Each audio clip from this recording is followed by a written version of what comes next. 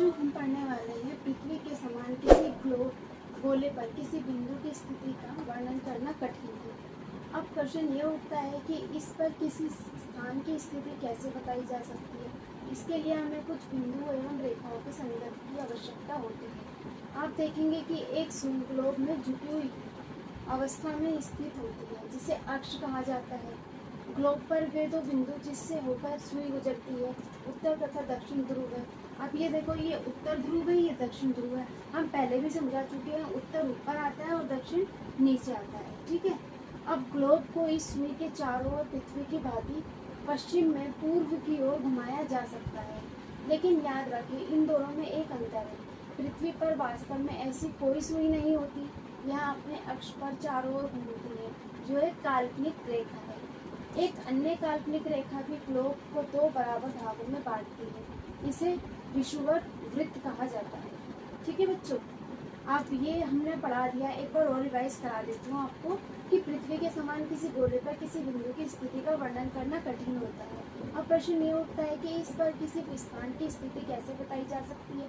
इसके लिए हमें कुछ बिंदु एवं रेखाओं के संदर्भ की आवश्यकता होती है। आप देखेंगे कि एक सुई ग्लोब में झुकी हुई है अवस्था में स्थित होती है, जिसे अक्ष कहा जाता है। ग्लोब पर वे दो बिंदु जिससे होकर सुई गुजरती है, उत्तर तथा दक्षिण ध्रुव है। ग्लोब को इस सुई के चारों ओर पृथ्वी की भांति पश्चिम में पूर्व की ओर घुमाया जा सकता है। लेकिन याद रखें, इन दोनों में एक अंतर है। पृथ्वी पर वास्तव में ऐसी कोई सुई नहीं होती। यहाँ अपने अक्ष पर चारों ओर घूमती है, जो एक काल्पनिक रेखा है। एक अन्य काल्पनिक रेखा भी ग्लोब को दो बराबर भागों में बांटती है। इसे विषुववृत्त कहा जाता है। ठीक है बच्चों, ओके।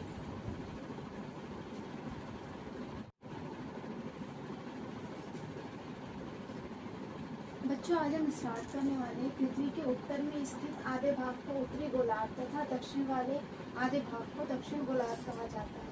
अब ये देखिए, हमने यहाँ पे ये बना रखा है गोलार्ध। ये उत्तर ध्रुव है और यहाँ पर है ये दक्षिण ध्रुव। ये जो बीच की जो रेखा यहाँ पे जा रही है नीचे की, इसे बोलते हैं विषुवत। तो यहाँ पर उत्तर ध्रुव और यहाँ पर है दक्षिण ध्रुव। ठीक है। इस प्रकार विषुवत पृथ्वी पर एक काल्पनिक वृत्त बनाती है। यह एक पृथ्वी पर विभिन्न स्थानों की स्थिति बताने का सबसे महत्वपूर्ण संदर्भ बिंदु है। वृत्त से ध्रुवोत्तर स्थिति सभी समांतर वृत्तों को अक्षांश समांतर रेखाएं कहा जाता है। अक्षांशों को अंश में मापा जाता है। विषुवृत्त और वृत्त शून्य अंश अक्षांश को दर्शाती है। चूंकि विषुवृत्त और वृत्त शून्य अंश अक्षांश को दर्शाती है, चूंकि विषुवृत्त वृत्त से दोनों तरफ ध्रुवों के बीच की दूरी पृथ्वी के चारों ओर के वृत्त का एक चौथाई है। अतः इसका माप होगा 360 अंश। 360 अंश को हम एक चौथाई यानी 90 अंश, इस प्रकार का 90 अंश उत्तरी अक्षांश ध्रुव उत्तर ध्रुव को दर्शाता है तथा 90 अंश दक्षिण अक्षांश और दक्षिण ध्रुव को दर्शाता है। ठीक है बच्चों, हमने तो ये पहले ही पढ़ चुके हैं। अब हम इसको चित्र को देखेंगे। अब ये चित्र को देख के आप समझ रहे होंगे कि यहाँ पे जो है ये उत्तर ध्रुव है और यहाँ पे है जो दक्षिण ध्रुव है। ठीक है। अब यहाँ पे हम ये लिखते हैं, ये हमारी ये पृथ्वी है। पृथ्वी का जो गोलार्ध होता है वो क्या होता है, 360 अंश।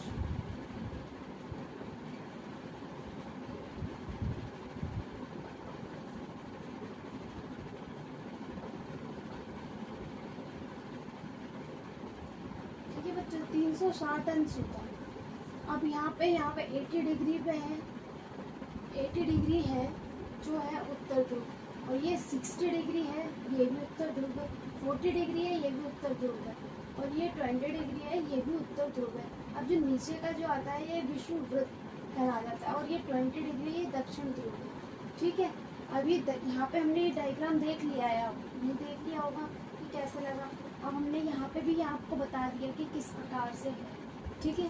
अब मैं आपको इसको अब मैं इरेज करने वाली हूँ, आप देखते रहिएगा।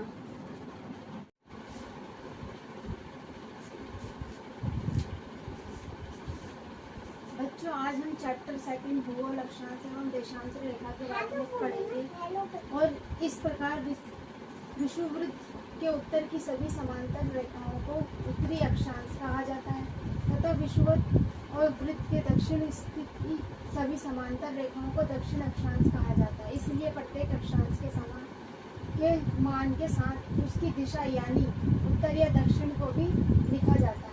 सामान्यतः इसे उत्तर या दक्षिण अक्षर से व्यक्त किया जाता है। उदाहरण के लिए मान लीजिए महाराष्ट्र में चंद्रपुर एवं ब्राजील, दक्षिण अमेरिका में बेलो होरिजेंटो दोनों एक ही अक्षांश 20 अंश पर स्थित है। लेकिन चंद्रपुर एवं ब्राजील, दक्षिण अमेरिका में बेलो होरिजेंटो दोनों एक ही अक्षांश पर स्थित है। इसलिए हम कहते हैं कि चंद्रपुर 20 डिग्री उत्तर अक्षांश पर तथा बेलो होरिजेंटो 20 डिग्री दक्षिण अक्षांश पर स्थित है। चित्र 2.2 में स्पष्ट है कि जैसे हम विषुवत वृत्त के दूर जाते हैं अक्षांशों का आकार घटता जाता है। अब यहाँ पर हमने ये जो चित्र बनाया है, ये चित्र आप देख सकते हैं। ये है उत्तरी ध्रुव, ठीक है। यह है दक्षिण शीत कटिबंध, यह है 66/1/2 उत्तर दिशा में, और ये उत्तर ध्रुव वृत्त, उत्तरी शीताकोश कटिबंध, यह है कर्क रेखा। कर्क रेखा कहाँ जाती है? 23.5 में। यह उष्णकटिबंधीय है। यह विषुवृत्त रेखा 0 डिग्री पे आती है, ठीक है। अब यह है मकर रेखा। मकर रेखा कहाँ आती है?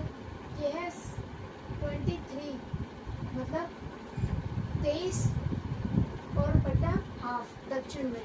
फिर यह दक्षिण शीतोष्ण कटिबंधी, दक्षिण ध्रुव वृत्त, दक्षिण शीत कटिबंधी। ये हमने डायग्राम दे रखा है। ये चित्र है, ये चित्र जो है वो है, हम इसको लिख देते हैं एक बार।